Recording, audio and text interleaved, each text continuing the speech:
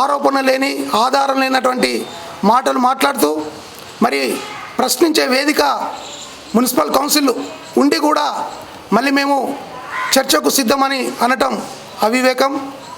మరి గతంలో మనకు తెలిసి ఎవరు అమ్ముడు అయినరో, మరి గతంలో ఒక మాజీ ఎమ్మెల్యే గారు ఆ రోజు ఉన్నటువంటి గెలిచిన బీఫామ్ను కాదని మరి వైఎస్ రాజశేఖర రెడ్డి పక్కల చేరి ఎవరు అమ్ముడు అయినరు అనే విషయము మంచిర్యాల నియోజకవర్గ ప్రజలందరూ కూడా తెలుసు. మరి అమ్ముడు అయిన తర్వాత కూడా కేసీఆర్ యొక్క దయాదాక్ష్యాలతోటి మళ్ళీ ఎమ్మెల్యే అయిన తర్వాత కూడా మళ్ళీ కాంగ్రెస్ సోనియా గాంధీ దగ్గరికి వెళ్ళి అమ్ముడు అయినప్పుడు ఇదే కాంగ్రెస్ నాయకులు నిన్న మాట్లాడిన నాయకులు తెలంగాణ ద్రోహి అరవింద్ రెడ్డి అని దిష్టి బొమ్మలు కాలువెట్టిన సంఘటనలను మర్చిపోయినట్టుంది. అలాంటి తెలంగాణ ద్రోహి అన్న మీరే ఈరోజు మా నాయకుడు ఉద్యమకారుడు, పైసలు ఖర్చు పెట్టుకున్నాడు, తిరిగిండు అని మరి అనటం సెల్ఫ్ డబ్బా కొట్టుకున్నట్టయితుంది. మంచిర్యాల ప్రజలందరూ కూడా గమనిస్తున్నారు.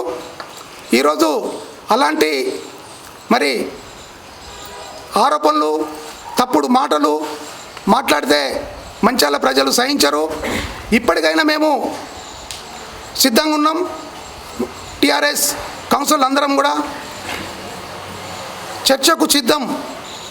మా దగ్గర ఎప్పుడైనా కూడా ఎజెండాలో తప్పుడు పనులు జరుగుతుంటే మా కౌన్సిలర్లే దాన్ని నిలదీసి, అధికారులను నిలదీసి దాన్ని సరిదిద్దిన సందర్భాలు అనేక ఉన్నాయి. కాబట్టి మా కౌన్సిలర్లే మంచిర్యాల పట్టణ అభివృద్ధి కొరకు మరి చాలా ప్రశ్నలు వేస్తూ మరి ఇదంతా గమనించకుండా ప్రజలను తప్పుదో పట్టించే ప్రయత్నం మానుకోవాలని, మీ దగ్గర ఏమన్నా ఆరోపణలు ఉంటే ఒకరోజు డీజిల్ గురించి మాట్లాడతారు, ఒకరోజు హరితారం గురించి మాట్లాడతారు, ఇంకో రోజు ఇంకోటి మాట్లాడతారు. అది కాకుండా మీ దగ్గర ఏమన్నా ఆధారాలు ఉంటే పట్టుకరండి. ఈ జరిగి 6 నెలలు అవుతుంది. 6 నెలల తర్వాత ఈరోజు ప్రశ్నించడం మరి ఎంతవరకు కరెక్టో పట్టణ ప్రజలు ఆలోచిస్తున్నారు. ఇప్పటికైనా మీ దగ్గర మరి ఏమన్నా ఆధారాలు ఉంటే మేము కూడా సిద్ధం. మీరు ఎవరిని ముందు పెడతారో ముందు పెట్టండి. మేము మీరు విసినటువంటి పసలేని ఆరోపణలకు మేము గట్టి సమాధానం ఇచ్చేందుకు సిద్ధంగా ఉన్నామని తెలియజేస్తున్నాం.